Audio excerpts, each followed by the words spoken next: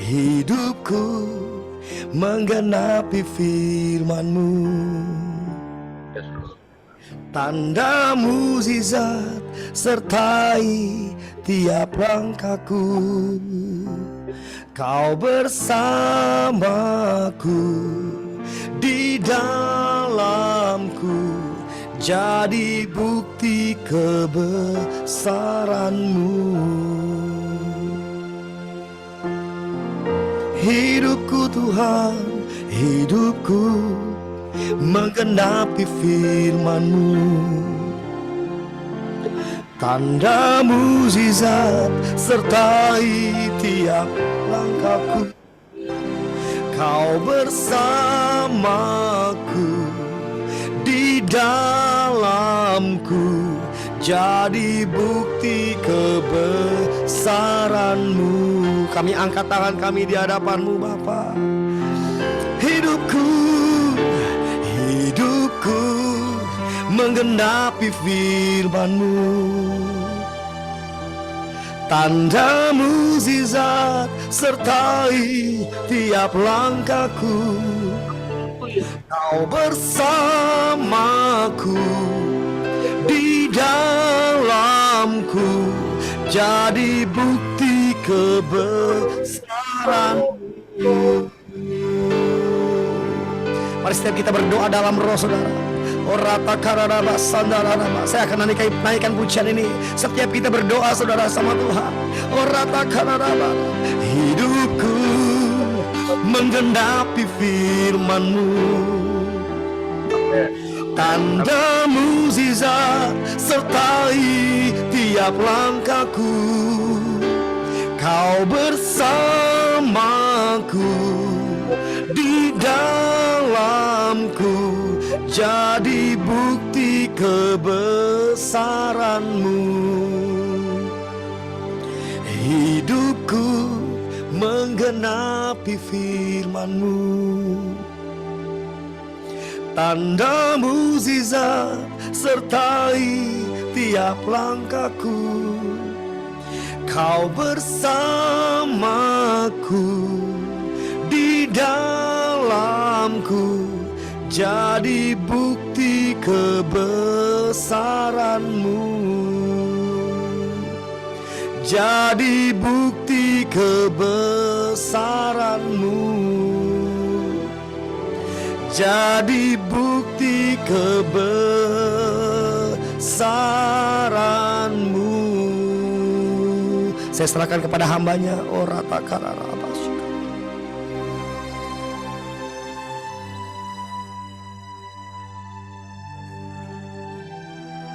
Kasih. Mari, Pastor. Haleluya.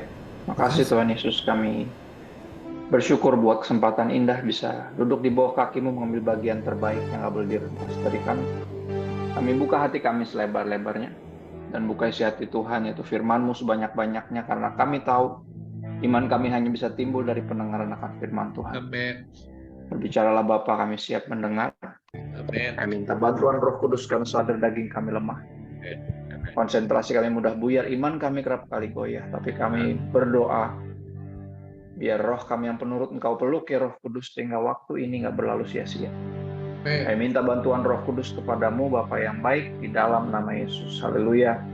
Amin. Shalom semua. Thank you buat kehormatan ini. Sukacita bisa menyaksikan semangat dari Anda semua, karena gini banyak pelayanan online yang udah melempem karena udah bisa onsite gitu. Tapi senang ngelihat bahwa Tuhan tetap berkarya juga lewat online, karena saya hamba Tuhan yang juga aktif melayani lewat online bahkan sebelum pandemi. Jadi melihat yang seperti ini, saya menyadari bahwa kita diingatkan bahwa Tuhan bisa pakai semua media, dan lebih maksimal lagi ketika kita pakai semua yang ada untuk benar-benar menjangkau jiwa, dan bukan menganggap satu itu pengganti dari yang lain. Sebenarnya ini pandemi juga sebagai pembuka mata buat kita bahwa kemajuan teknologi ini bukan mestinya dimusuhi, tapi mestinya dimanfaatkan dengan baik. Thank you buat kehormatan ini. Saya menjelang Jumat Agung dan Paskah yang adalah minggu depan. Ya, perenungan personal saya justru membawa kepada bagian Alkitab ini, bagian Alkitab favorit almarhum ayah saya. Ya, ada di Yohanes 13, tapi sebelum kita ke sana, kita ke Matius 20 dulu, Saudara. Kita ke Matius 20 ayat 25 sampai 28. Nah, ini pesan Tuhan yang saya bagikan hari ini judulnya kuasa, untuk kekuatan, kuasa khususnya itu harusnya dipakai untuk pelayanan. Ya, kuasa harus dipakai untuk pelayanan. Strength is for service. Apa hubungannya sama Jumat Agung dan Paskah? Sebenarnya kalau kita setelah mendengar firman ini, saya berharap kita mengambil kesimpulan yang jelas bahwa pilihannya cuma ada dua, antara kita menyalahgunakan kuasa atau memakainya seperti yang Tuhan percayakan. Ya, kalau di Kisah Rasul sebelum Yesus naik ke sorga, Kisah Rasul 1 ayat 8 dikatakan bahwa kamu akan terima kuasa jika Roh Kudus turun ke atas kamu dan kamu akan jadi saksi. Jadi kuasa itu bukan memberikan kita kekuatan untuk jadi sakti, sebenarnya enggak. Ya, kita untuk jadi saksi, karena buat apa orang punya banyak karunia, punya banyak kemampuan, punya banyak fasilitas, resources, tapi nggak dipakai untuk pelayanan. Buat apa? Justru akan disalahgunakan dan itu berbahaya. Ya, segala sesuatu dalam hidup kita harus kita pakai untuk melayani Tuhan sehingga jadi saksi buat orang-orang yang lain. Bahwa begitulah seharusnya kita hidup. Ya, kita nggak hidup untuk kepentingan kita sendiri. Ya, kayak tadi lagu tadi bilang, hidupku menggenapi firman-Mu. Ya, itu tujuan kita hidup. Diciptakan oleh Sang Pencipta untuk memuliakan Dia, bukan untuk memuliakan diri kita sendiri. So, kita akan mulai di Matius 20 ayat 25 sampai 28. Dikatakan di sana Tuhan Yesus bilang gini, tetapi Yesus memanggil mereka lalu berkata, tetapi itu berarti ada sesuatu yang sudah dijelaskan sebelumnya, tapi ada sesuatu yang patut dicatat atau berlawanan dengan hal yang sudah dibagikan. Ya, Yesus bilang gini, kamu tahu bahwa pemerintah-pemerintah bangsa-bangsa memerintah rakyatnya dengan tangan besi, dan pembesar-pembesar menjalankan, kata-kata ini muncul, kuasanya dengan keras atas mereka. Ya, umum, ini sesuatu yang kita udah tahu. Rata-rata kuasa dipakai kalau sebagai orang dunia untuk berkuasa. Ya, untuk memerintah, untuk dipakainya tuh buat kepentingan sendiri gitu. Ya, bahkan dia bilang menjalankan kuasanya dengan keras. Ya, tetapi tidaklah demikian di antara kamu. Ya, nampaknya kerajaan sorga bergerak dengan nilai yang sangat berbeda dengan dunia ini. Ya, sangat berbeda dengan dunia ini. Tidaklah demikian di antara kamu, kata Tuhan Yesus. Barang siapa ingin jadi besar di antara kamu, hendaklah ia menjadi pelayanmu. Dan barang siapa ingin menjadi terkemuka di antara kamu, hendaklah ia menjadi hambamu. Berlawanan sekali sama dunia ini.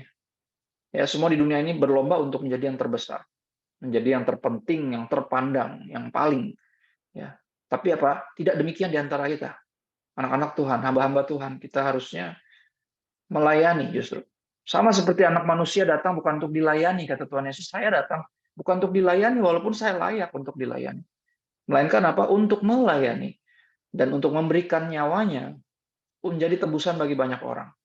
Ya, nampaknya pelayanan yang paling jelas, yang paling kontras sama dunia ini, berlawanan sama dunia ini adalah hidup untuk menjadi tebusan atau hidup untuk berkorban, bukan untuk diri sendiri.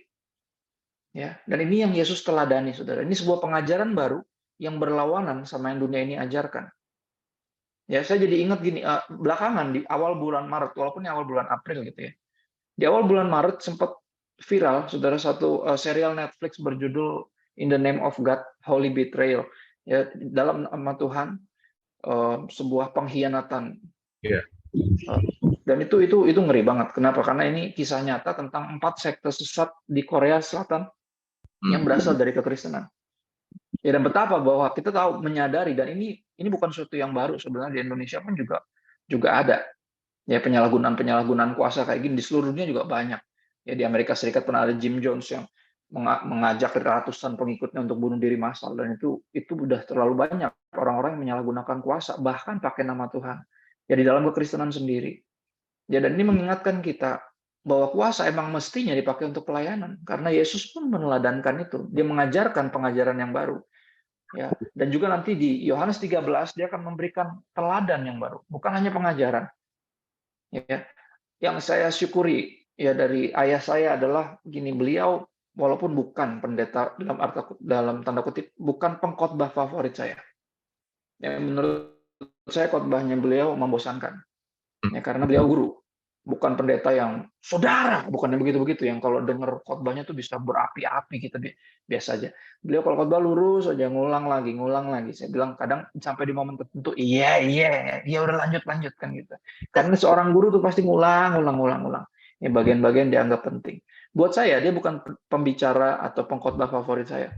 Tapi bagi saya bersyukur beliau adalah teladan yang paling dekat dengan Yesus yang bisa saya lihat. Almarhum, sekali lagi saya ulang, almarhum adalah teladan yang paling dekat dengan Yesus. Ya, kalau pakai bahasa jalanan tuh paling mirip sama Yesus. Saudara, bukan karena jenggotnya, itu bonus aja. Ya, bukan karena jenggotnya, tapi karena benar-benar dia menghidupi nilai yang dia ajarkan. Ya, bahasa Kristennya tuh teladan, dia memberikan teladan itu. Dan dia selalu bilang kayak gini dari awal, dari kecil, dia sering banget ngomong sama semua. Ketika dia lagi gembalain atau lagi enggak, dia selalu kasih penyuluhan kepada para hamba Tuhan. Dia selalu bilang gini, kalau kita sebagai hamba Tuhan tidak rela memberikan nyawa atau mengorbankan diri kita dalam pelayanan, kita akan mengorbankan nyawa sesama kita atas nama pelayanan. Dia bilang gitu. Ya, jadi kalau kita nggak rela berkorban, kita akan mengorbankan orang lain. Ya, bahkan atas nama pelayanan, kata Bapak. Wow, saya ingat banget. Dia terlalu ngulang-ngulang itu terus. Ya, dia bilang, apa kita mesti rela berkorban? Kalau enggak usah pelayanan. Karena kita akan mengorbankan orang lain untuk kepentingan kita nanti. Ya, yang tidak rela untuk memberikan nyawanya dalam pelayanan akan mengorbankan nyawa sesamanya atas nama pelayanan. Dan ini kita lihat di serial Netflix yang yang aku percaya atas izin Tuhan viral. Karena ini bukan sesuatu yang dibuat-buat, ini kisah nyata. Untuk membuka mata kita ini sebenarnya lagi di dalam gereja, dalam movement, dalam ministry, atau dalam sekte gitu loh. Ya, perbedaan mendasarnya ada di mana? Ketika itu udah tentang satu orang tertentu atau sekelompok orang tertentu, ini udah jadi sekte. Karena harusnya semuanya tentang Yesus. Ya, dari dia, oleh dia, untuk dia dan bagi dia, bukan tentang yang lain-lain. Ketika udah belok, udah fokusnya bukan Yesus, kita udah jadi sekte. Ya. Penyalahgunaan kuasa pasti terjadi di situ. Nah, kita ke Yohanes 13. Bagian favorit ayah saya, almarhum ayah saya dari semua bagian Alkitab, dia paling senang yang ini. Kenapa? Karena dia menyadari ini nih Yesus ini memberikan teladan baru buat kita. Jadi di Matius 20 kita lihat pengajaran yang baru. Dunia ini nggak tahu, nggak kenal dengan nilai ini, sangat berlawanan. Ketika dunia pengen jadi yang terbesar, yang terpenting, yang paling kan gitu. Tapi Yesus mengajarkan kita untuk justru melayani, menghamba sedemikian rupa, merendahkan diri sedemikian rupa. Pengajaran baru, tapi bukan cuma pengajaran baru. Di Yohanes 13 kita lihat sebuah teladan yang baru. Dia bukan hanya mengajar, tapi menghidupi itu dan memberikan contoh kepada kita. Yohanes 13 ayat 1 sampai 8. Sementara itu sebelum hari raya Paskah mulai, pasti ini seminggu sebelum kita merayakan Paskah, Yesus tahu bahwa saatnya sudah tiba untuk beralih dari dunia ini kepada Bapa. Yesus tahu bahwa momennya sudah hampir tiba ketika dia harus mati. Ya, sama seperti ia senantiasa mengasihi murid-muridnya. Demikianlah sekarang ia mengasihi mereka sampai pada kesudahannya. Ya, Yesus mengasihi semua. Yesus mati untuk semua. Saudara, nggak ada yang kelewat. Bahkan Yudas pun di sini. Kalau kita lihat, Yudas pun ikut dicuci kakinya sama Yesus. Ya, artinya nggak ada yang kelewat. Semuanya ini, Yesus ini mengasihi murid-muridnya semuanya. Mengasihi kita semua. Sampai pada kesudahannya, makanya ayat firman Tuhan berkata Yohanes 3:16, karena begitu besar kasih Allah akan dunia ini. Ya, Yesus nggak cuma mati cuma buat orang Kristen doang. Kenapa? Karena Tuhan nggak pilih kasih. Yesus mengasihi semua. Bapa mengasihi semua ciptaannya, makanya anaknya diutus untuk berkorban, menebus semuanya. Tapi sedihnya nggak semuanya mau percaya. Nggak semuanya diuntungkan dari pengorbanan Kristus. Ya, nggak semuanya bersyukur. Malah banyak yang ngebully, banyak yang ngerasa nggak perlu Yesus karena udah cukup baik. Karena agamanya. Agama membuat kita berpikir kita cukup baik. Dan nggak perlu juru selamat. Tapi itu sebuah tipuan, sebuah ilusi. Ya, kalau manusia adalah masalahnya, kita jelas nggak bisa jadi solusinya. Ya, harus ada yang menyelamatkan kita kalau kita nggak bisa menyelamatkan diri sendiri. Nah, kita bersyukur buat Yesus. Ya. Mereka sedang makan bersama. Dan iblis telah membisikkan rencana dalam hati Yudas Iskariot, anak Simon, untuk mengkhianati Yesus. Ngeri, saudara. Bahkan dalam pelayanan. Di antara murid Yesus sendiri, iblis bisa membisikkan rencananya. Ngeri. Langsung ke hati lagi bisikinnya. Ngeri banget. Ketika hati kita dikuasai oleh motivasi-motivasi yang salah. Ambisi-ambisi yang salah. Cita-cita kerinduan yang ngaco. Ini yang terjadi. Iblis dengan sangat mungkin di tengah pelayanan, ini murid Yesus loh, saudara, bukan pelayanan-pelayanan biasa. Murid Yesus sendiri bisa loh dibisikkan rencana iblis di hatinya. Ya. Dan ngerinya adalah apa? Dia pelayanan. Dan bukan hanya pelayanan, dia yang dipercaya pegang duit. Ya, ini sebuah kepercayaan besar.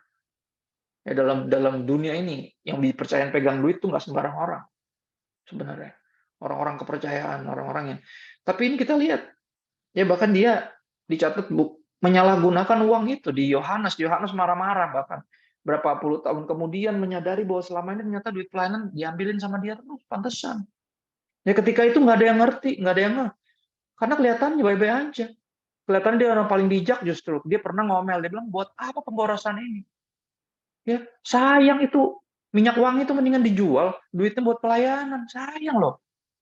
Kok buang-buang begitu? Buat apa? Sampai mereka semua berpikir, iya juga ya, sayang ya. Ngapain cuma buat cuci kaki minyak wangi? Kan gitu. Kayaknya paling bijak, paling hemat kan gitu. Kayaknya. Tapi ternyata, kata Yohanes, dia ngomong gitu kan karena dia ngambil duit pelayanan. Ya, makanya dia yang dibisikin oleh iblis di hatinya karena ada motivasi terselubung, ada cita-cita yang lain ketika dia ikut Yesus. Nah, ini sebuah pengingat buat kita, teguran, ya sebuah warning, peringatan bagi kita. Apakah kita punya tujuan yang lain ketika kita ikut Yesus? Kita ikut Yesus karena hal-hal yang lain atau karena Yesusnya? Ya, kita cari tangannya atau cari wajahnya. Kita cari berkatnya atau sang sumber berkatnya. Kita cari kesembuhannya atau sang pembuat mujizat itu yang kita cari. Dianya atau yang lain-lainnya. Karena kalau kita pengen yang lain-lainnya, sangat mungkin iblis membisikkan rencananya dalam hati kita. Ngeri. Ya. Bisa-bisanya loh di tengah Yesus lagi nyiapin semuanya. Dia lagi di tengah benar-benar dalam sebuah proses untuk disalib gitu. Bisa-bisanya. Ya. Dan gini, Yesus tahu bahwa Bapaknya telah menyerahkan segala sesuatu kepadanya dan bahwa Yesus datang dari Allah dan kembali kepada Allah. Lalu bangunlah Yesus dan menanggalkan jubahnya. Ya sebelum ini, saya mau ingetin satu bagian ini yang sebuah perenungan personal. Ya, rangkuman sebenarnya dari firman Tuhan hari ini. Bahwa kuasa yang tidak dipakai untuk melayani, pasti akan disalahgunakan untuk memanipulasi. Saya ulang, kuasa yang tidak dipakai untuk melayani, pasti akan disalahgunakan.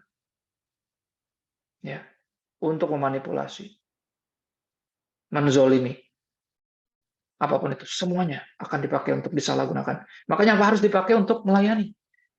Harus. Makanya saya bingung masih ada orang yang ragu untuk melayani. Saya bingung. Apa alasannya? Belum siap. Kapan siapnya? Apa arti siap? Pas sudah sempurna. Kapan sempurnanya? Nggak ada kapan. Nggak ada.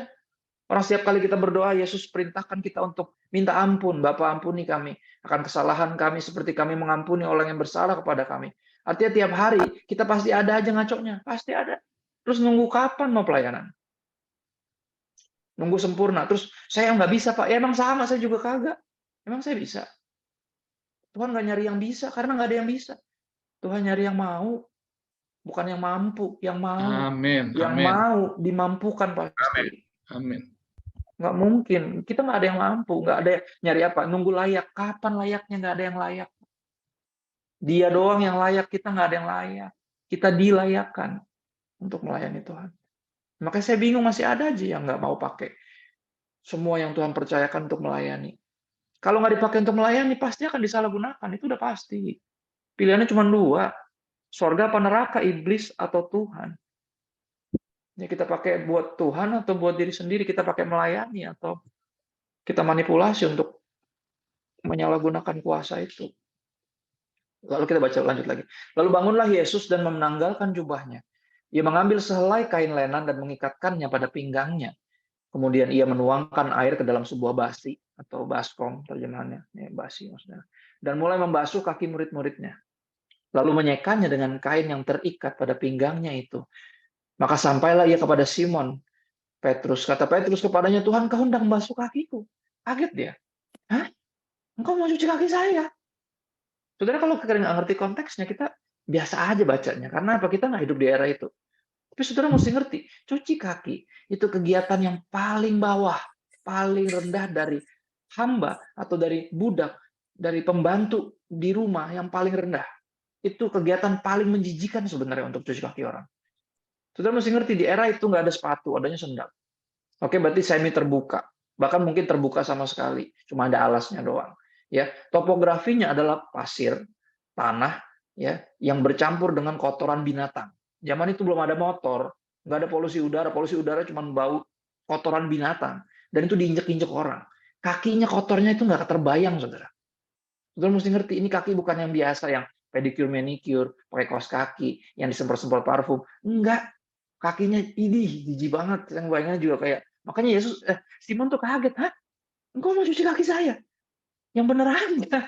Gitu maksudnya. Ini kan, ini tuh pelayanan paling rendah yang ada di muka bumi, cuci kaki orang.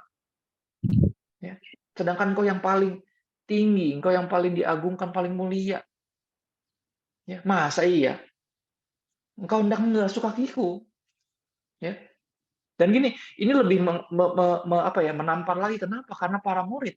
Saudara, kalau saudara ingat, kalau kita baca Alkitab benar, kita menyadari mereka ini sering banget terlibat dalam perdebatan yang nggak perlu. Yaitu apa? Siapa yang terbesar di antara kita? Mereka sering banget kayak gitu. Berkali-kali bahasa gaulnya tuh kegap. Kegap tuh tertangkap basah. Lagi berantem.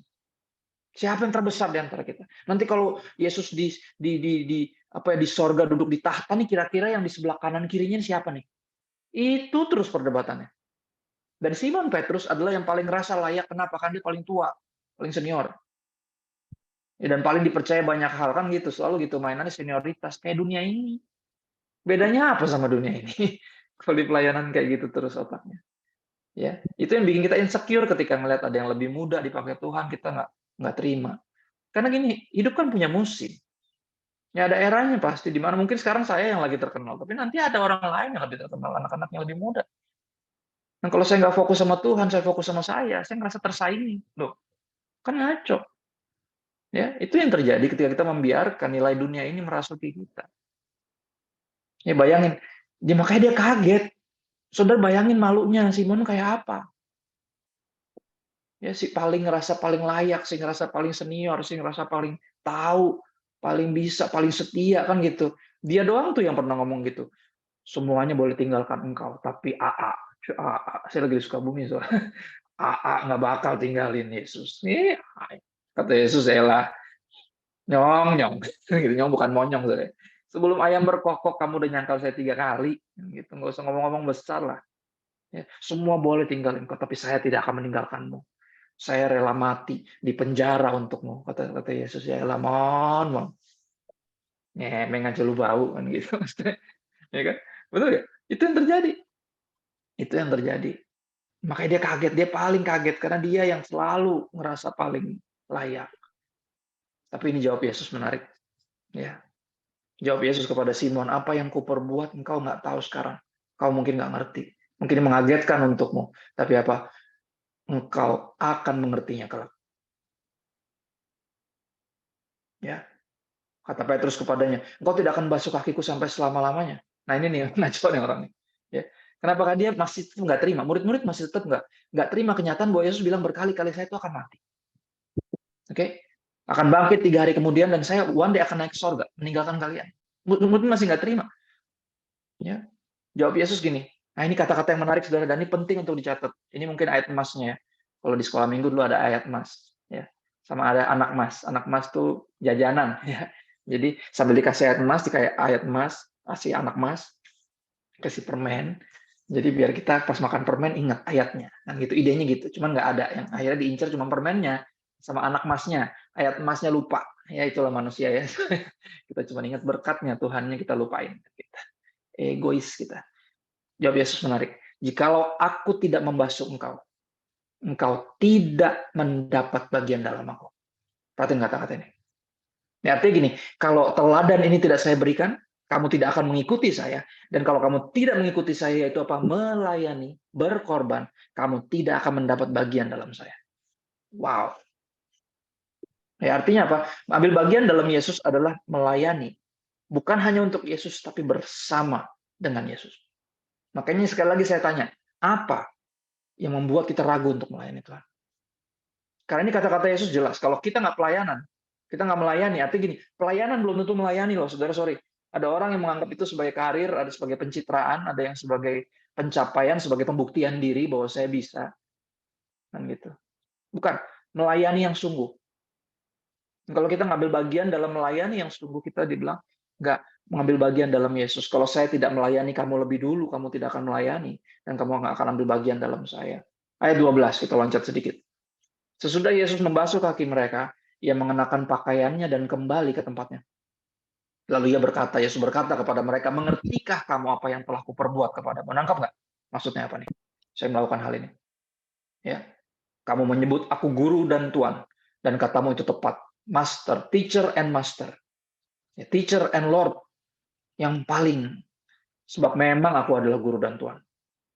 Jadi jikalau aku membasuh kakimu, oke, aku yang adalah tuan dan gurumu, yang paling layak disanjung, paling layak dihormati, paling layak dilayani, didengarkan, ditaati. Saya memutuskan untuk melayani kamu. Oke? Maka kamu pun apa? Wajib saling membasuh kakimu. Bukan basuh kaki sendiri-sendiri, bukan. Saling membasuh. Artinya apa? Kamu wajib saling melayani. Wajib. Saudara siapa yang ngomong? Yesus, bukan saya. Jadi mukanya biasa aja, jangan gitu mukanya ya. Mungkin ada orang-orang yang masih kayak, saya nih, saya mah apa sih Pak, saya remah-remah kaleng. Apa? Nggak ada kata-kata itu ya. Yesus yang nyuruh, nggak ada urusan sama kita. Saya juga remah-remah sama kok. Yesus sama remah dilarang saling meremah-remahkan yang lain gitu. Semuanya sama. Kita tahu kita bukan apa-apa dan bukan siapa-siapa, tapi kalau dia suruh kita melayani. Kalau dia bilang wajib, wajib artinya kudu, wajib harus. Ya haruslah apa? Kita saling melayani. Sebab aku telah memberikan apa? Suatu teladan kepada kamu supaya kamu juga berbuat sama seperti yang telah kuperbuat kepadamu. Oke. Yesus disalibkan karena bukan hanya karena cintanya, tapi supaya kita nggak binasa, supaya kita nggak hidup buat diri kita sendiri. Ya, kalau saudara ingat 2 Korintus 5 ayat 15, ya, ayat yang kurang populer, populernya ayat 17-nya. 2 Korintus 5 ayat 17 lebih populer. Barang siapa dalam Kristus adalah ciptaan yang baru. Benar ya? Yang lama sudah berlalu, yang baru sudah datang. Saudara mesti tahu, apa ciptaan baru itu yang kayak gimana? Ciptaan yang lama yang mana yang mesti ditinggalkan? Ya, ayat 15-nya kunci. Nah, sekali lagi ini kurang populer tapi saya mau bacain karena ayat pegangan saya. Semenjak saya tahu ayat ini saya menyadari, wow, ternyata benar Yesus mesti disalib, kalau enggak kita semua akan binasa karena kita hidup buat diri sendiri. Saya dulu nggak menyangka hidup buat diri sendiri adalah sesuatu yang salah. Karena ya wajar dong semua orang hidup buat dirinya sendiri. Ya kalau itu siapa yang hidup buat saya? Siapa yang mikirin diri saya kalau saya mikirin orang lain terus kan gitu. Idenya gitu, kayaknya bijak.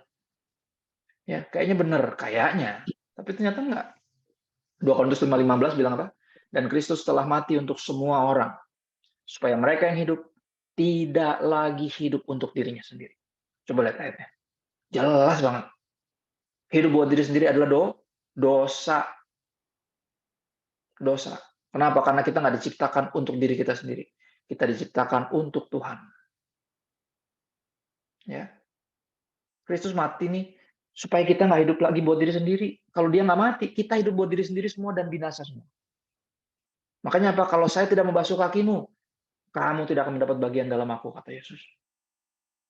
Ya, kalau saya nggak mencontohkan teladan ini, karena gini, teladan cuci kaki ini cuma penggambaran untuk apa yang akan Yesus lakukan.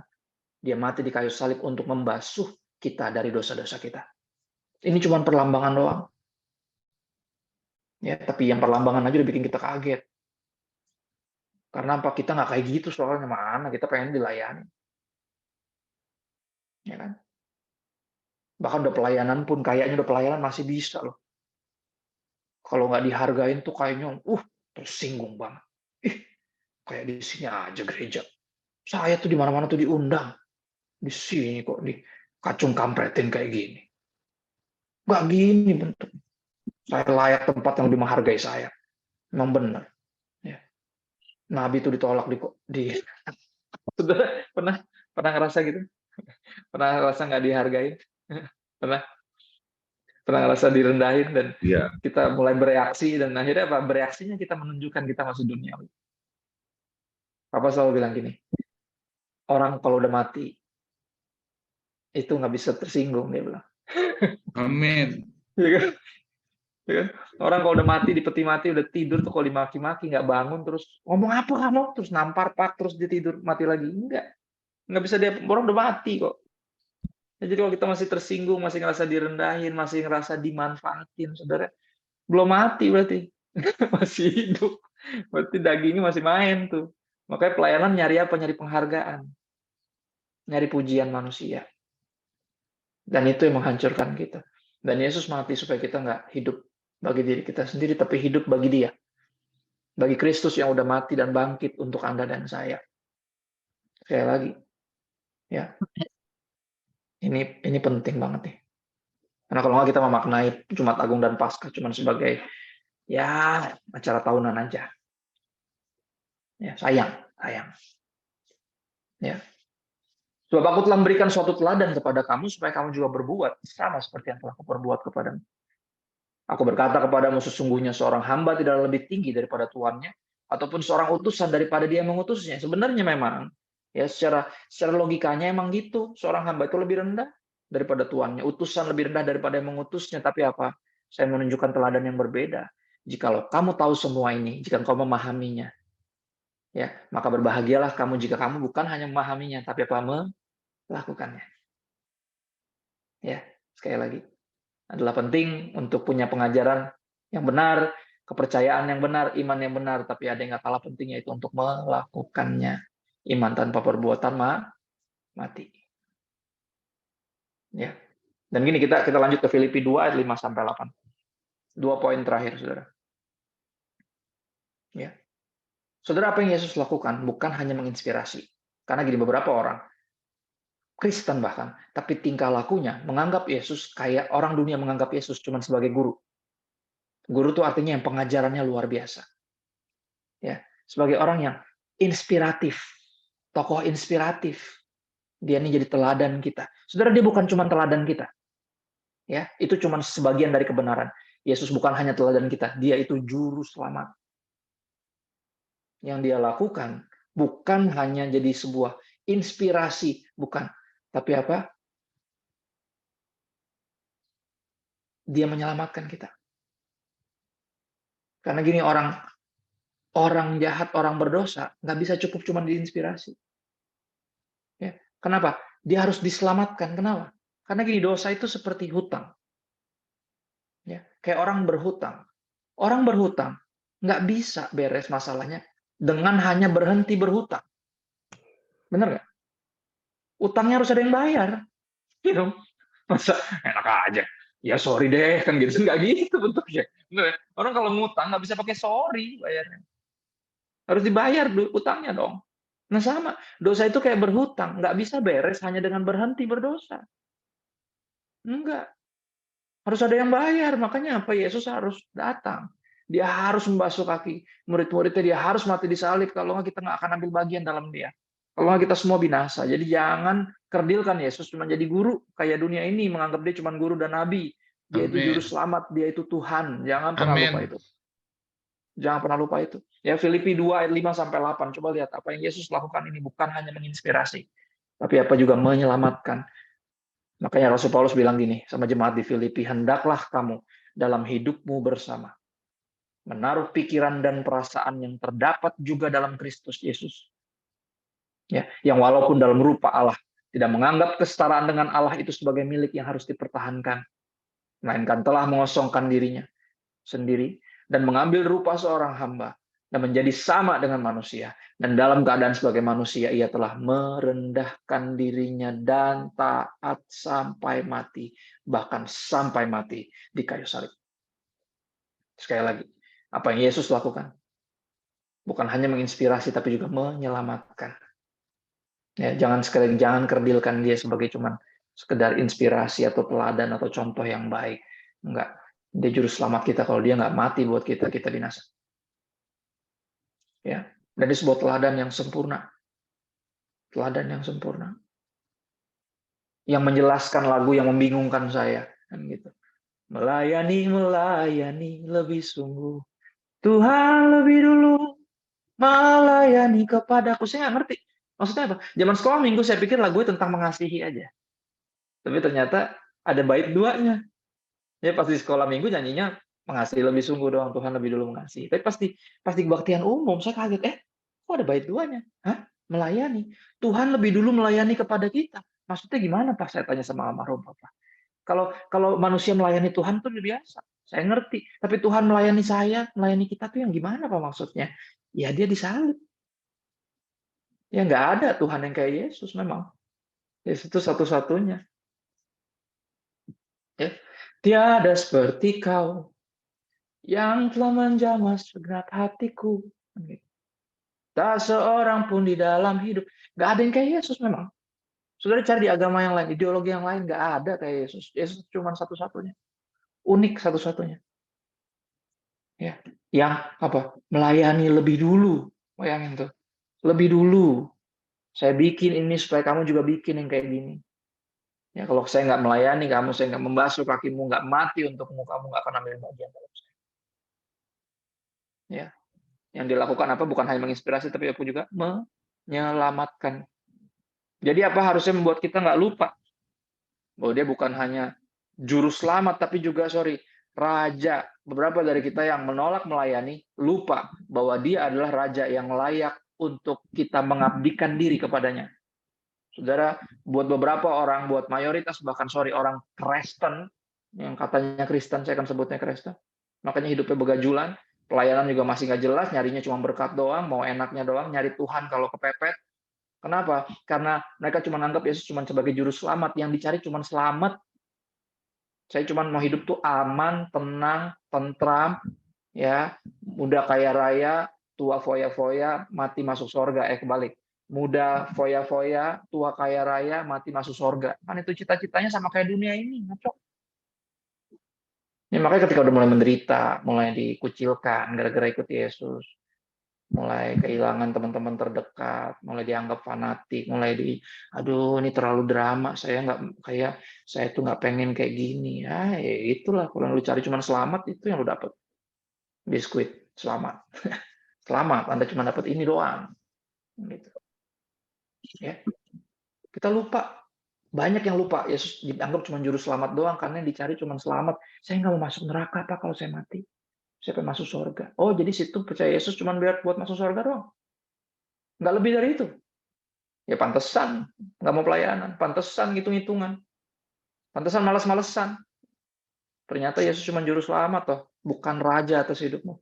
Kalau dia raja atas hidupmu, engkau menyadari bahwa dia layak mendapatkan pengabdian kita. Ya dong? Ya, jadi jangan pernah lupa. Dia bukan hanya juru selamat, tapi juga raja. Dia layak disembah. Layak kita abdikan seluruh hidup kita. Semua kita keluarin, kita habisin buat Yesus. Karena dia raja. Dia layak. Ya. Balik ke inti kita tentang pelayanan hari ini. Pelayanan yang diinspirasi, dimotivasi oleh Yesus yang lebih dulu melayani kita. Kita ke Kisah Para Rasul 17, ayat 24-25, ini 3 ayat terakhir, saudara. Untuk meyakinkan Anda bahwa pelayanan adalah kesempatan untuk ambil bagian dalam Yesus. Untuk bisa merasakan dan memiliki sukacita kekal. Kekal itu artinya yang selamanya. Sehingga kesenangan sementara dunia ini nggak menyilaukan kita, nggak menyesatkan kita. Nggak membuai kita untuk meninggalkan kepikiran untuk tinggalin Yesus. Ngeduain Yesus, selingkuhin Yesus. Jual Yesus kayak Yudas. Hianatin Yesus. Ya. Saudara, pelayanan sekali lagi adalah kesempatan untuk ambil bagian dalam Yesus. Ya, untuk merasakan, memiliki sukacita kekal. Kisah Para Rasul 17 ayat 24 sampai 25 tentang pelayanan, ayat ini juga menemplak saya. Allah yang telah menjadikan bumi dan segala isinya, Ia yang adalah Tuhan atas langit dan bumi tidak diam dalam kuil-kuil buatan tangan manusia. Ya, jadi ketika kita sempat pas pandemi nggak boleh ke gereja 2 tahun, santai aja. Karena gereja bukan bangunannya. Gereja itu Anda dan saya. Tuhan tinggal dalam kita. Tuhan nggak cuma ada di gereja. Ya, juga ada dimanapun kita berada. Makanya nggak usah gila-gilain tempat. Makanya saya selalu bilang orang jalan-jalan ke Israel tuh nggak usah dibikin mistis-mistis, biasa aja. Itu hanya sebagai pengingat bahwa dia beneran loh pernah datang ke dunia ini, Yesus tuh. Beneran loh, 2000 tahun yang lalu, Tuhan tinggalin sorga jadi sama kayak kita. Dia lahir di tempat yang spesifik. Dia lahir di sini, dia hidup di sini, dia pelayanan di sini, dia doa di sini. Ya. Itu tuh bukan sebagai sesuatu yang mesti dimistisin. Israel itu, itu tanah sama kotornya sama kayak tanah di Indonesia. Ya, bukan tempatnya yang suci, enggak. Yesusnya yang suci. Ya, karena Yesusnya naik ke sorga dan rohnya tinggal dalam kita, kita jadi kudus. Bukan karena kita kudus, tapi karena Dia yang kudus tinggal dalam kita. Jadi jangan salah sangka, jangan ada tempat suci, nggak ada itu, biar agama yang lain yang punya pandangan seperti itu. Biar yang tahayul-tahayulan yang percaya kayak gitu. Ada tempat kudus, pohon kudus, bangku kudus, soto kudus beda ya. Maksudnya kayak nangkep ya. Nggak, jangan gitu pemikirannya, jangan ada yang gitu-gitu, nggak ada. Yesusnya yang kudus. Ya. Dan jangan sempat berpikir mengira bahwa kekudusan kita yang menarik hadirat Tuhan. Enggak, salah. Hadiratnya yang menguduskan kita. Jangan salah. Jangan salah. Amin. Nah, kalau kita akan minder, kita ngerasa kayaknya kurang ngangkat. Hari ngangkat apa? Ngangkat beras. Nggak ada, saudara. Ketika ada hati yang sungguh meninggikan Dia, walaupun suaranya fals, gitarnya putus satu sebenarnya. Ya, keyboardnya nggak bisa nyala, WL-nya nggak datang. Dia tetap datang kalau kita benar. Amin. Benar datang, Dia tetap datang. Ya. Jadi jangan salah ngerti. Dia Tuhan atas langit dan bumi, tidak diam dalam kuil-kuil buatan tangan manusia. Nah, ini kata-kata yang terpenting. Dan juga tidak dilayani oleh tangan manusia seolah-olah Ia kekurangan apa-apa. Wow. Jadi jangan salah sangka, ketika Tuhan ajak kita untuk melayani, Dia bukan kekurangan sesuatu. Dia sebenarnya nggak nyari bantuan, karena Dia tidak perlu bantuan. Dia nggak kekurangan apa-apa. Berarti, kalau ayat ini benar, ya, karena dibilang gini, karena Dialah yang memberikan hidup dan nafas dan segala sesuatu kepada semua orang. Ya, Dia nggak perlu apapun dari kita. Justru semua yang ada pada kita itu dari Dia. You know? Bukan sesuatu yang diberikan, tapi sesuatu yang dipercayakan. One day akan ada pertanggungan jawab dari semua yang dipercayakan. Kita pakai buat apa? Kita pakai buat siapa? Ya kan? Dia nggak kekurangan apa-apa. Jangan salah, jangan GR. Ketika kalau ada hamba Tuhan bilang, saudara yang rindu melayani, boleh loh, saudara, itu bukan kurang, nggak kurang. Ya. Kalau Tuhan suruh kita kasih sesuatu, ada ayat-ayat tentang memberikan perpuluhan, persembahan. Ya, Tuhan nggak miskin, orang justru itu duit dari Dia kok. Biar kita nggak lupa aja. Itu fungsinya. Kita disuruh kasih perpuluhan, kenapa? Siapa yang nyuruh ngasih perpuluhan? Pendeta? Bukan. Kita ngasih perpuluhan kok. Bener, saya ngasih perpuluhan kok ke gereja saya. Ya, gembala saya aja, gembala loh, ngasih perpuluhan ke gerejanya sendiri. Enggak, itu bukan gerejanya Tuhan kan. Kenapa Tuhan suruh kasih perpuluhan? Di Matius 23 ayat 23 kan lagi rame tuh kemarin gara-gara perpuluhan tuh. Katanya perpuluhan nggak wajib, katanya ada ya. Jadi orang kan seneng ya ketika nggak diwajibin sesuatu ya. Kenapa Tuhan yang suruh? Tapi ada pendeta bilang nggak usah, kan seneng ya kita ya. Ya lumayan, ya kan? Lumayan bertobat, ngaco. Lumayan. Ya kan? Kalau 10% aja kita berantem, apa kabar 100%? Tuhan tuh layak dapat 100% loh. 10% aja masih berantem. 10% aja masih ragu. Jadi pas denger yang begini-begini seneng. Lah kok seneng? Aneh. Dia justru harus bilang, wah ngaco nih pendeta, harus bilang gitu. Haleluya. Ya dong. Kenapa Tuhan suruh kasih perpuluhan? Siapa yang ngomong? Yesus. Matius 23 ayat 23. Ingat gak? Yesus bilang gitu. Ya kan, saudara nggak percaya bisa lihat ayat nanti dibaca sendiri di rumah. Karena ada yang mulai tergoda nih, saya lihat mukanya nih. Ya enggak. Saya nggak menghakimi sebenarnya. Haleluya. Ya ada yang udah mulai kayak, aduh, apa benar ya, nggak perlu ya. Gitu. Kayak mungkin. Saya takutnya ada yang kepikiran gitu ya. Matius 23 ayat 23 atau ayat wajib. Karena itu Yesus yang ngomong. Gini, kalau Yesus nggak suruh kasih perpuluhan, saya juga nggak ngasih lah. Ya dong? Karena jujur lebih enak nggak ngasih. Buat daging saya lebih enak. Lebih gampang nggak ngasih, sejujurnya. Ya, lebih enakan nggak pelayanan lah, santai dilayani. Udah, gue mau. Saya mah nggak gitu-gitu amat, Pak. Saya mah jemaat biasa aja lah. Kenapa? Itu bukan kerendahan hati. Itu namanya kenyamanan. Udah. Kenyamanan. Daging kita pengennya dilayanin.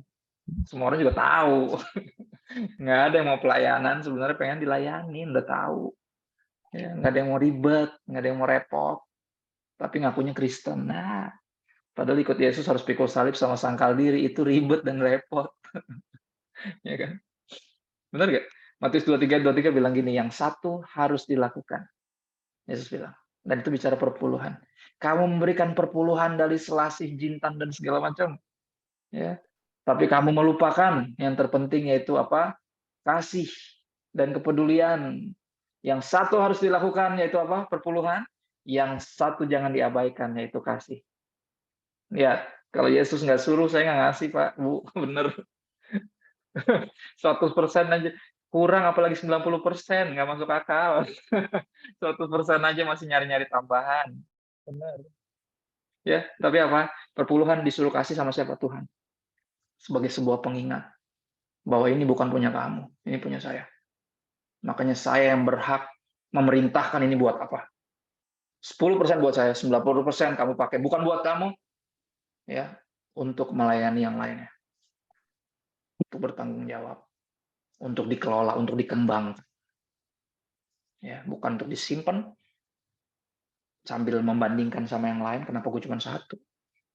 Kenapa gue cuma 3 juta sebulan?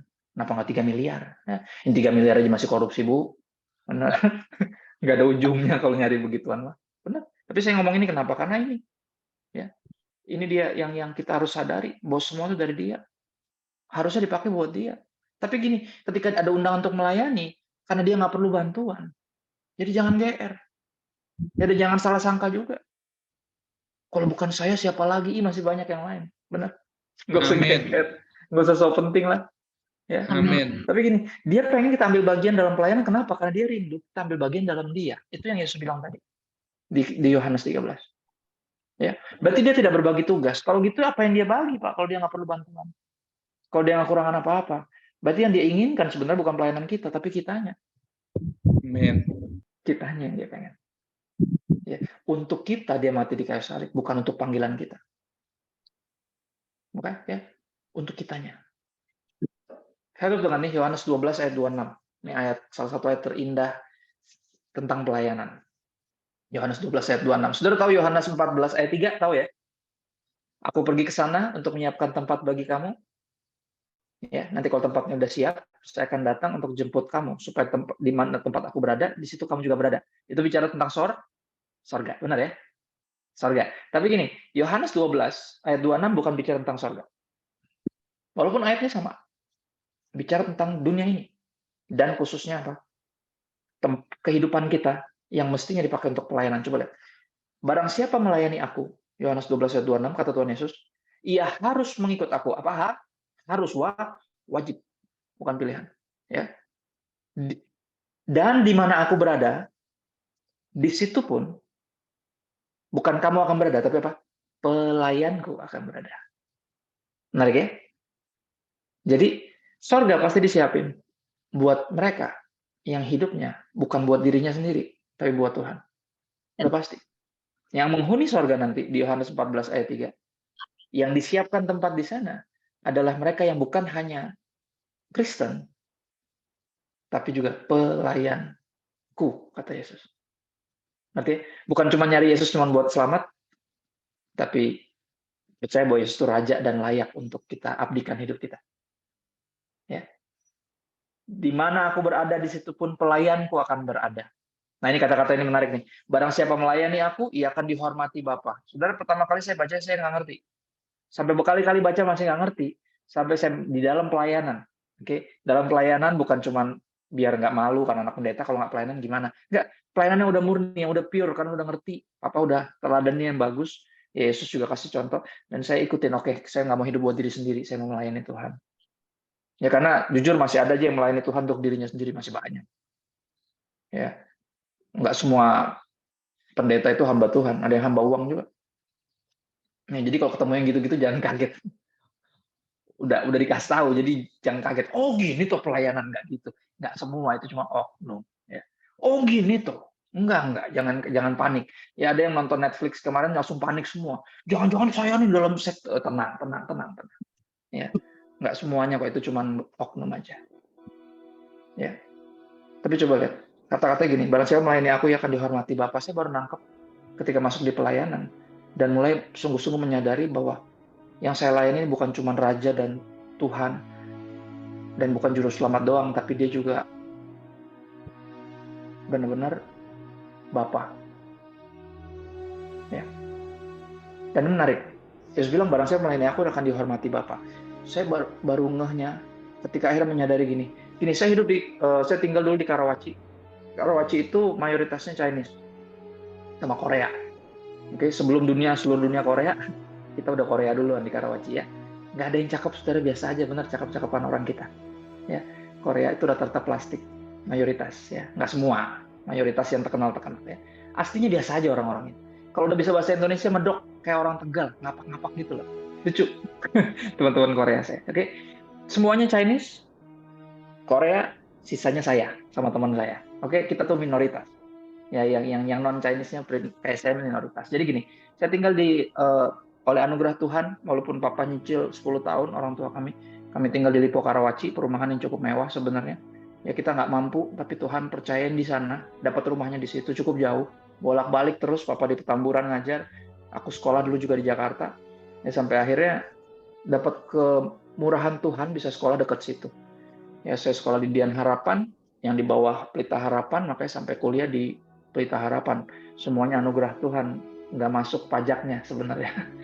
Nggak mungkin, apa nggak bisa bayar. Sama sekali dibayarin Tuhan semua. Ya dapat keringanan sekolah, dapat beasiswa full pas kuliah, bayangin tuh. Walaupun ujung-ujungnya jadi pendeta ya. Agak nggak nyambung ya. Jatah sembung naik ojek, nggak nyambung, Jack. Udah ribet-ribet, tau gitu kuliahnya di Petamburan aja ya. Ngapain ya, udah jadinya malah nggak nyambung. Tapi gini, ini yang saya ingat, ya saya selalu direndahin ketika di rumah, di perumahan. Di perumahan saya selalu direndahin. Ya, teman-teman saya rata-rata Chinese. Saya datang ke rumah mereka bermain. Ada berapa teman-teman best friend saya. Tapi ini yang menarik, ada satu momen. Ini sering terjadi, tapi hanya beberapa, nggak semua. Saya direndahin sama pembantu rumah tangga dari teman saya. Ya, ketika saya datang main, saya nyari teman saya. Dia bilang, oh belum balik. Ini tuan muda belum balik, dipanggil tuan muda. Dahsyat ya. Itu anak orang kaya ya. Kayaknya ya. Padahal rumah mah sama aja tipenya, cuman ya tadi saya dianggapnya anak kampung belakang, saudara. Dia sampai kayak, emangnya kenal di mana sama tuan muda? Oh teman sekolah mbak. Oh gitu, sekolah di situ Dian Harapan. Dia mukanya kayak nggak percaya gitu loh. Saya bilang ya ampun, nih si mbak nih panggil bener ya maksudnya. Tapi ini yang menarik, anak ini belum pulang, tapi papanya udah pulang. Papanya di rumah ternyata lagi nggak sekolah, nggak kerja. Papanya keluar, akhirnya nyelamatin saya. Saya sebenarnya udah kesel tuh. Saya sebenarnya pembantu kok tengil banget ya. Maksudnya, saya nggak pernah diperlakukan gini sama keluarganya teman saya. Sama majikannya nggak pernah nih, kok pembantunya banyak gaya banget. Saya ngerasa direndahin sekali di situ. Ya, ditanya-tanya sambil mukanya, aduh lah, pembantu gaya bener kan gitu. Ya, akhirnya si Om keluar, papanya teman saya keluar, terus dia bilang gini, Kristo, masuk dong, ngapain kamu masuk dong? Ini gimana sih, Mbak, nggak disuruh masuk? Saya pengen sebenarnya tuh tanyain tuh sama si Tengil, pengen saya gituin sebenarnya daging saya. Cuman saya bilang nggak Om, oke, saya nunggu aja, nunggu si Rian pulang, namanya Rian teman saya. Nggak, masuk aja, masuk, oke, masuk sini, duduk sini, duduk ini, duduk. Kamu udah makan belum? Udah ini ada ini loh, nasi goreng babi. Oh ya, oke. Udah makan sebenarnya. Ini menarik. Di momen itu saya jadi ingat ayat ini. Bukan di momen itu. Ayat ini mengingatkan saya momen itu. Ya, saya dihargain sama papanya teman saya. Kenapa? Karena saya teman anaknya. Oke. Nah, saudara mesti ngerti ini. Orang yang hidupnya bukan buat Yesus, nggak melayani bersama dengan Yesus, nggak akan dihormati, Bapak. Ya, karena kita bukan siapa-siapanya Yesus. Ya, dan ini penting. Saya ngomong ini ambil nangis. Kenapa? Karena saya dulu bukan siapa-siapanya Yesus. Tapi dia memilih untuk menjadi siapa-siapanya saya. Dia yang tidak mengenal dosa, dijadikan dosa. Supaya saya dibenarkan oleh Bapa.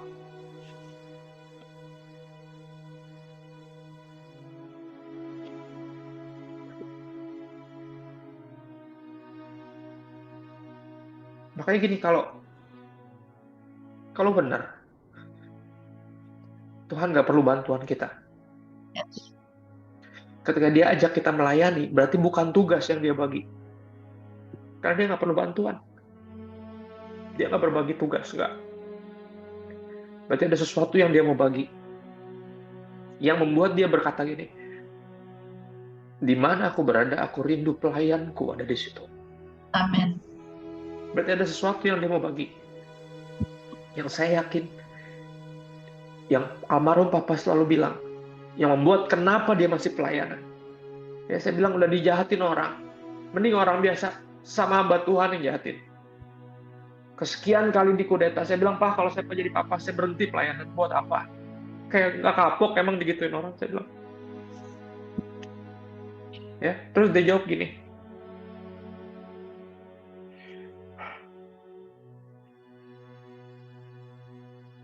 susah Kak, dia bilang gini, susah kalau udah pernah ngerasain sukacita sorga. Susah untuk nggak pengen ngerasain lagi, susah. Saya nggak ngerti maksudnya apa. Dia jelasin gini, kamu baca Alkitab kan? Iya. Apa yang tertulis di sana? Apa alasan sorga bersukacita, bersorak-sorai? Berapa alasan? Saya bilang cuma satu. Apa? Satu orang berdosa, bertobat. Benar kan? Iya, saya bilang. Papa pelayanan, masih pelayanan, cuma buat satu orang itu. Selama masih ada yang berdosa yang belum bertobat, dan Papa masih bernafas, Papa akan pelayanan, dia bilang.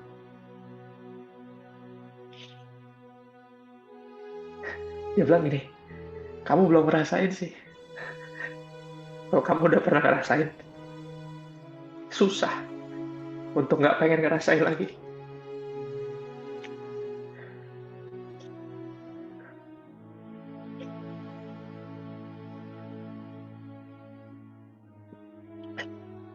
Dan sekarang saya jadi ngerti kenapa dia pelayanan.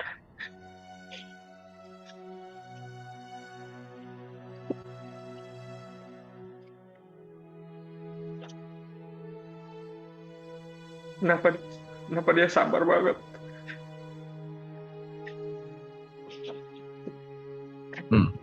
Kenapa dia kuat. Kenapa dia setia sampai hari terakhirnya.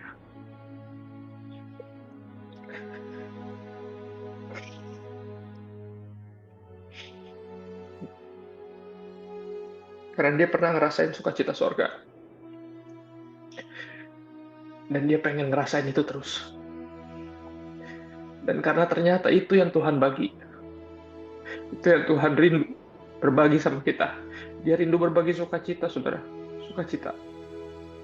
Dia nggak berbagi tugas, dia nggak perlu bantuan. Karena hidup ini berat. Pelayanan lebih berat lagi. Dan kalau tujuannya cuma hal-hal yang duniawi, dihargain, diberkatin, diselamatkan, kita nggak ngerti. Kita kelewatan bagian terbaik dalam hidup. Di mana aku berada, di situ pelayanku berada. Tuhan rindu berbagi sukacita. Saya tutup dengan ilustrasi ini. Bagi saya pelayanan itu sesederhana diajakin ke tempat kerja sama Papa. Suatu hari libur sekolah, terus si Papa bilang gini, kamu mau ikut Papa ke kantor nggak? Kamu pengen tahu nggak yang Papa kerjain tuh apa? Oke deh, daripada di rumah doang main game gak jelas. Ya udah aku ikut pakai.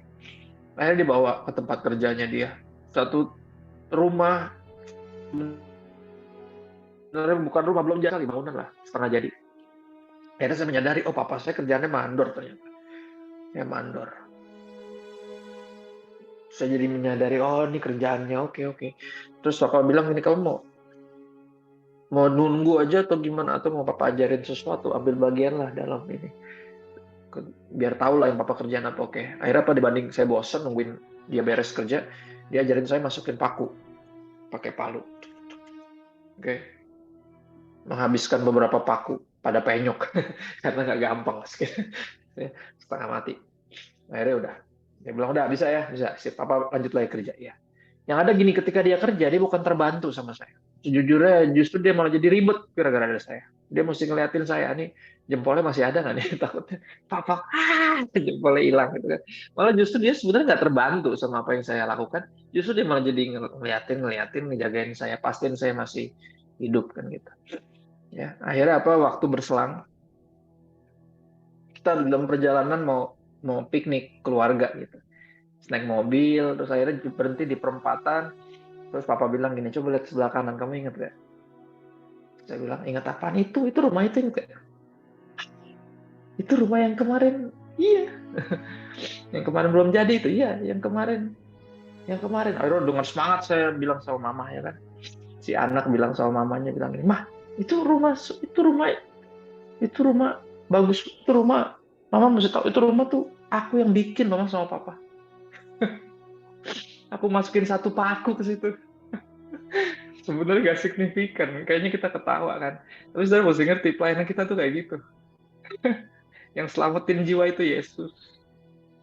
Kita cuman kirimin forward link Zoom doang. Kita forward renungan. Kita kirimin satu ayat. Amin. Kita kirimin beras kemarin. Kecil. Sebenarnya gak berarti. Tapi apa? Sukacitanya sama. Amin. Sukacita yang masukin satu paku sama yang bikin rumahnya sama sukacitanya. Dan itu yang dia mau bagi saudara. Makanya jangan kelewatan. Amin. Jangan bilang saya udah tua, nggak ada yang terlalu tua. Amin. Nggak ada.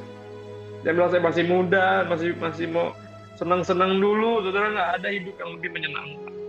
Amin. Nggak mudah saya bilang, tapi indah. Daripada hidup melayani Tuhan sedini mungkin, dari muda sampai akhir hayat, nggak ada yang lebih indah daripada ambil bagian dalam sukacita sorga. Dan ketika Tuhan ajak kita pelayanan, dia lagi mau berbagi sukacita. Di mana aku berada, di situ pelayanku akan berada. Di mana saya ada, kamu pun akan berada. Sorga itu tempat buat mereka yang melayani Tuhan sungguh-sungguh. Amin. Kalau dia nggak membasuh kita nggak akan ambil bagian dalam dia. Makanya kerja Jumat Agung dan Paskah nanti kita maknai dengan benar. Ya saudara mesti lihat undangan ini untuk merasakan hatinya, memiliki hatinya, berbagi sukacita sebagai undangan yang,